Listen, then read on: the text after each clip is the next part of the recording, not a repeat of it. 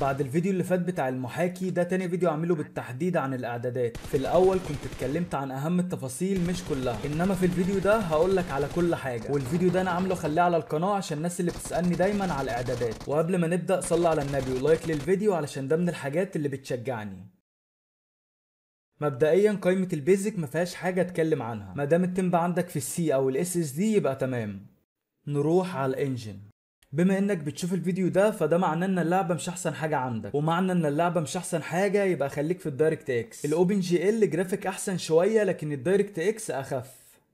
تاني حاجه اوبشنين الريندر كاش. الاول بيخلي اللعبه تحفظ الصور او الجرافيك اللي اتعمل له ريندر قبل كده، ده علشان يعرضه لك بعد كده بشكل اسرع من غير ما يرندر، وده كله بيتسيف على جزء من الرام. انما الجلوبال ريندرنج بيسيف كل حاجه بدون استثناء، جرافيكس شخصيات ومباني وكل حاجه في اللعبه. يعني لو فايت حد في مدينه المود ومت ونزلت المدينه تاني هتلاقي كل حاجه مرندره، وده بيستهلك من الرام وجزء بسيط من كارت الشاشه. فانت لو فعلت التاني كانك فعلت الاول معاه. ولو الرامات عندك اقل من 8 بلاش تفعلهم، ده لان ملفات الكاش احيانا بتوصل 2 و3 جيجا، زائد كمان الويندوز بيستهلك حوالي 4 جيجا، وغير بقى المحاكي ولو انت مشغل حاجه تانية. الملخص لو الرامات اقل من 8 ما تفعلش اول اتنين، ولو الرامات 8 بالظبط فعل الاولى بس، لكن لو الرامات اعلى من 8 فعل الاتنين عادي.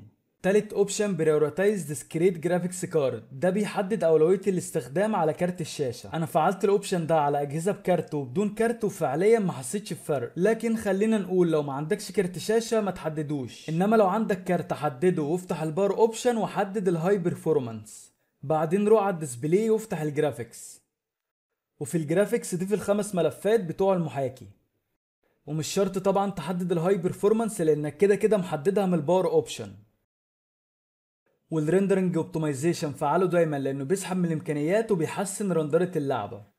رابع اوبشن هو الفيرتيكال سينك. من كام يوم عملت فيديو كامل عنه لانه مهم جدا. اولا ما ينفعش الشاشه تكون 60 وتعمل اللعبه 90 او 120، لانك مستحيل تستفاد بفريم واحد زياده اعلى من ال 60. فانت شاشتك 60 خلي اللعبه 60. انما الاوبشن ده معمول علشان لو شاشتك 65 او 75، فمثلا انت شاشتك 75 هرتز وجيت فعلته هتلاقي اللعبه بقت 75 فريم بالظبط، لان لو الشاشه 75 هرتز واللعبه 90 فريم هتهنج. فانت لما تفعله هيخلي لك اللعبه 75 بدل 90. فلو شاشتك 60 او 75 فعله، انما لو 144 او 165 عادي لو سبته مقفول. واخر اوبشنين يخصوا اوامر في ملفات المحاكي، سيبهم مش هيفرقوا معاك، ملهمش علاقه نهائي باداء اللعبه.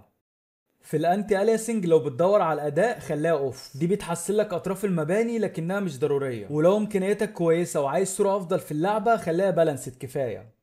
عندك في الميموري والبروسيسور انا دايما مخليهم اوتو لسبب، وهو ان انا لو حددت الرام على 8 جيجا بيسحب 2 او 3 جيجا من الرام، ولو حددتها على 512 ميجا بيسحب نفس ال 2 او 3 جيجا. فهي الارقام مش فعليه علشان كده بخليها اوتوماتيك، وحتى لو كانت الارقام فعليه فالمحاكي يسحب اللي انت محتاجه من الاوتوماتيك. الريزولوشن طبعا انت وشاشتك. انا بلعب بمنظور الشاشه الطبيعي، في ناس لما بتعمل منظور ايباد اللعبه بتهنج، مع ان منظور الشاشه الطبيعي اللعبه سلسه فيه. دي حلها انك تفعل الفي سينك والدنيا هتظبط معاك. اخر حاجه هنا هي السكرين دي بي اي. في ناس بتقول ان هي دي بي اي الماوس، وناس بتقول انها الكواليتي بتاعت الصوره، لكن هي في الحقيقه الاتنين مع بعض. بمعنى ان ال 240 دي 240 بكسل في البوصه، والماوس بيتحرك في نفس البكسلات دي. فلما مثلا تغيرها ل 320 حركه الماوس بتتاثر زي بالظبط لما بتعمل منظور ايباد، بكسلات الشاشه بتتغير وبتاثر على الماوس بشكل غير مباشر. فهي هنا نفس الكلام. ف 240 بالنسبه لي كويسه ومش مؤثره على الصوره نهائي. نروح على اخر حاجه وهي الجيم. ال 720 دي للناس اللي ما عندهمش كروت شاشه، وممكن مثلا تنفع لو شاشتك 14 بوصه اللي هو لابتوب. انما لو عندك اي كارت شاشه ممكن تفعل ال 1080 او ال 2K على حسب الكارت، وانا ما بلعبش غير بال 1080، مع ان اللعبه عندي سلسه في ال 2K زي ال 1080، لكن انا متعود على ال 1080. وايا كان ده تعود، وال 2K هيديلك جرافيك احسن وصوره اوضح.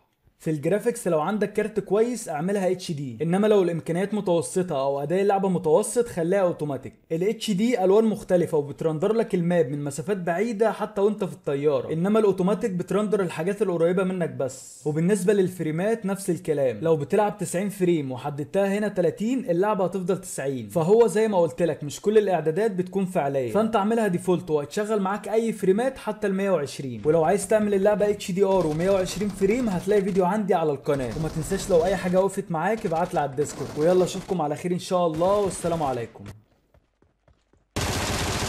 انا عندي سكواد حلو. احي في حد عندي ها. اه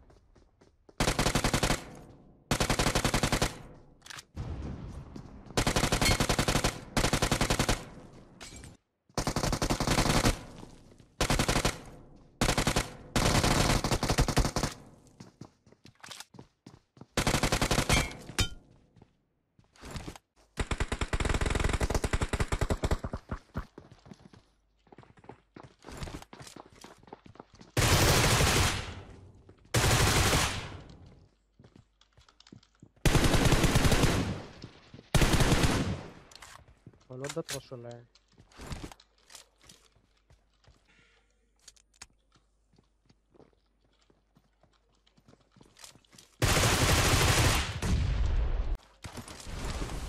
عيلك